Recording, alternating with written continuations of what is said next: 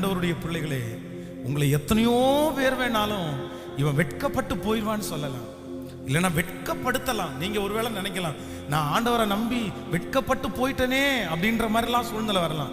சுற்றி இருக்கிறவங்க கூட பேசலாம். இல்லை, ஆண்டவர் நிச்சயமா ஒரு நாள் அந்த வேதனைகளை எல்லாம் கர்த்தர் நன்மையாய் மாற பண்ணுவார். ஆண்டவருடைய பிள்ளைகளாகிய நீங்கள் வெட்கப்பட்டு போவது இல்லை. ஒருவேளை நீங்கள் நன்மை செய்து வெட்கத்தை அனுபவிக்கலாம், ஆனால் நான் நம்புகிறேன் உங்கள் தீமையை நன்மையாய் மாற்றுகிற கர்த்தரை நாம் ஆராதிக்கிறோம். ஆமென் சொல்லுங்கள். ஸோ அந்த நம்பிக்கை ஆண்டவருடைய பிள்ளைகளுக்கு வேணும். நான் வெட்கப்பட்டு போக மாட்டேன். சொல்லுங்க பார்க்கலாம், கையை மேலே உயர்த்தி ஒரு 10 டைம் சொல்லுங்க, ஆண்டவரை நம்புறேனா வெட்கப்பட்டு போக மாட்டேன். சொல்லுங்க, எல்லாரும் சொல்லுங்க, ஆண்டவரை நம்புறேனா சொந்தங்களுக்கு முன்னாடி வெட்கப்பட்டு போக மாட்டேன், நண்பர்களுக்கு முன்பாக வெட்கப்பட்டு போக மாட்டேன், என் பிள்ளைகளை கர்த்தர் வெட்கப்படுத்த விடமாட்டார், என்னை ஒரு நாளும் எதிரிக்கு முன்பாக வெட்கப்படுத்த விடமாட்டார், என் பிள்ளைகள் வெட்கப்படுத்த விடமாட்டார். எனக்கு ஒரு நன்மை நடக்கும், என் குடும்பத்தில் ஒரு நன்மை நடக்கும். அன்று நான் வெட்கப்பட்ட இடத்திலே கர்த்தர் என் தலையை நிமிர பண்ண கர்த்தர் வல்லவர். நான் தலை குனிந்த இடத்திலே கர்த்தர் என் தலையை நிமிர பண்ணுவார். நான் வெட்கப்பட்ட இடத்திலே தேவன் என் தலையை நிமிர பண்ணுவார், நிமிர பண்ணுவார். ஆமென் சொல்லுங்கள். ஹalleluya. நான் அதை தீர்க்க தரிசனமா சொல்றது மாதிரி கூட எடுத்துக்கங்க.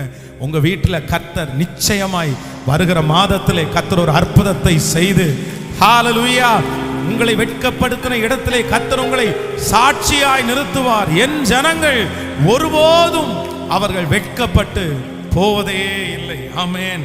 ரொம்ப அழகா இருக்கு பாருங்களேன். உடைந்த பாத்திரம் என்று நீர் எவரையும் தள்ளுவதில்லை, ஒன்றுக்கும் உதவாதோர் என்று நீர் எவரையும் சொல்லுவதும் இல்லை. ஆமென். ஆண்டவரை பொறுத்த அளவுல ரிஜெக்ட் அப்படின்ற ஒண்ணு இல்லவே இல்லை. பக்கத்தில் இருக்கிற கையை பிடிச்சி சொல்லுங்க, ஆண்டவருடைய அகராதியில ரிஜெக்ஷன் அப்படின்றது ஒண்ணு, ரிஜெக்ட் அப்படின்றது ஒண்ணு இல்லை. சொல்லுங்க, நல்லா சொல்லுங்க. தள்ளப்படுதல் அப்படின்றது ஒண்ணு இல்லை. அவர் எவரையும் என்ன பண்ண மாட்டாராமா? சொல்லுங்க எல்லாருமே, எவரையும் தள்ள மாட்டாராமா. எப்பேர், அதான் விபச்சார ஸ்திரீ, பாவியான ஸ்திரீ, அந்த ஸ்திரீயை ஆண்டவர் என்ன பண்ணாருன்னா, சரி போ, இனி நீ என்ன பண்ணாதேன்னா பாவம் செய். எல்லாரும் தள்ளிட்டாங்க. எல்லாரும் சொல்றாங்க, இவள் மரணத்திற்கு பாத்திரமா இருக்கிறா, இவள் மரணத்திற்கு பாத்திரமா இருக்கிறா, இவளை கொல்லணும் அப்படின்றாங்க. ஆனா ஆண்டவர் சொல்றாரு, இல்ல, அவ வாழ்றதுக்கு ஒரு வாய்ப்பை நம்ம கொடுக்கலாமே, ஒரு சான்ஸ் கொடுக்கலாமே. அப்போ இந்த உலகத்துல இந்த சத்தத்தை கேட்கிற ஆண்டவருடைய பிள்ளைகளே, உங்களையோ உங்கள் பிள்ளைகளையோ யாரு வேணாலும் தள்ளலாம். அவங்க தள்ளட்டும். ஆனா ஒண்ணு மனசுல நினைச்சுக்குங்க, கர்த்தர் மட்டும் அவ்வளவு சீக்கிரமா உங்களை என்ன பண்ண மாட்டாருன்னா தள்ளவே மாட்டார். அவ்வளவு சீக்கிரமா தள்ள மாட்டார்.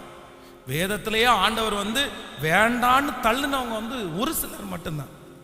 அதான் சவுலை பார்த்து ஆண்டவர் சொல்றாரு, சவுலை குறித்து சொல்றாரு, அவ்வளவுதான், அவன் ராஜாவா இல்லாதபடி நான் புறக்கணித்து தள்ளின சவுலுக்காக நீ எந்த மட்டும் துக்கித்திருப்பாய் அப்படின்னு சாமுவேலை பார்த்து ஆண்டவர் சொல்றாரு.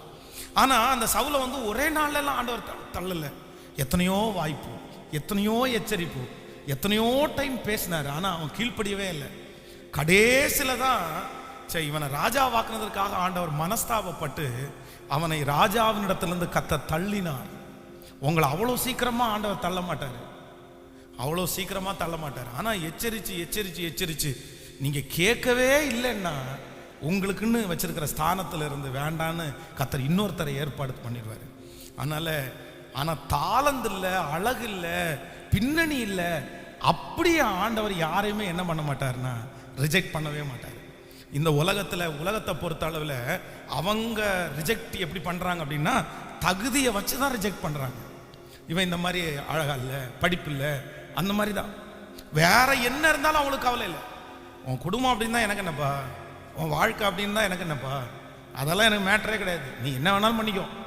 நீ 8 மணி நேரம் டியூட்டியை முடிச்சதுக்கு அப்புறம் நீ குடி, தண்ணி அடி, நீ சிகரெட் அடிச்சுக்கோ, நீ எங்க வேணாலும் போ, எனக்கு அதை பற்றி பிரச்சனை இல்லை. நீ இருக்க டைம் எப்படி இருந்துக்கோ, நீ வேலை செஞ்சது அவ்வளவுதான். இதுதான் உலகம் எதிர்பார்க்குது. ஆனா ஆண்டவர் என்ன சொல்றாரு அப்படின்னா, இல்லப்பா, நீ குடிக்க வேணாம், நீ சிகரெட் அடிக்க வேண்டாம், நீ பரிசுத்தமா வாழு, ஆனா உனக்குள்ள ஒரு குவாலிட்டியுமே இல்லைன்னா கூட நான் உன்னை வெட்கப்படுத்த விட மாட்டேன்னு கர்த்தர் வாக்கு கொடுக்குறேன். ஆமென் சொல்லுங்க பார்க்கலாம்.